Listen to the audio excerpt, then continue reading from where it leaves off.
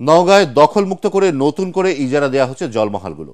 দীর্ঘদিন থেকে যেগুলো ক্ষমতার প্রভাবে ভোগ করত পতিত আওয়ামী লীগ সরকারের সুবিধাভোগী ব্যবসায়ীরা, যার ফলে কোটি কোটি টাকা রাজস্ব হারিয়েছে সরকার।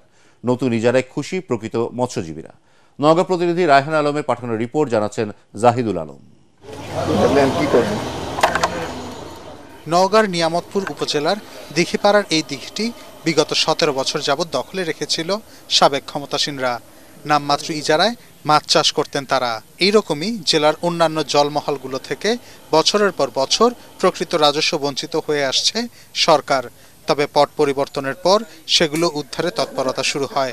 এরপর থেকেই প্রকৃত মৎস্যজীবীরা ন্যায্য মূল্যে লিজ পাচ্ছেন এসব জলমহল। মৎস্যজীবীরা ধরলেন এর আগে আমরা পুকুরে পাইতাম না ঠিকভাবে, কিন্তু এখন আমরা পাবো। 2500 পুকুরের ভিতরে আপনার হয়তো বা 200-250 পুকুর লিজ হতো, আর বাদ বাকি পুকুরটা অবৈধভাবে খাচ্ছিল সব। আমরা নিজেদের মতো করে এখন পুকুরটা চাষ করতে পারছি। কয়েক মাসে এসব পুকুর দিঘি থেকে বকেয়া ইজারা এবং খাস কালেকশন মিলে রাজস্ব এসেছে কয়েক কোটি টাকা, যাতে শুধু সরকার নয়, সুফল পাচ্ছেন নিবন্ধনভুক্ত মৎস্যজীবীরা।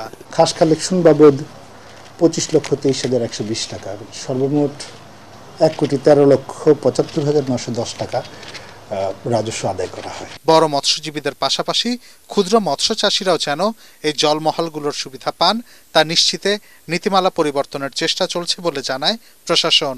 নীতিমালাটা একটু সংশোধন করে আমাদের শুধুমাত্র মৎস্যজীবী ছাড়া মৎস্য চাষি যারা তাদেরকে অন্তর্ভুক্ত করা যায়, এই জন্য আমরা সদস্য সরকারের দৃষ্টি আকর্ষণ করেছি। তবে জলমহলের সুবিধা যেন শুধু নিবন্ধিত মৎস্যজীবীদের মধ্যে আটকে না থাকে তা তদারকিতে সংশ্লিষ্টদের নজরদারির আহ্বান সাধারণ মৎস্যজীবীদের। Bureau report, ATN Bangla.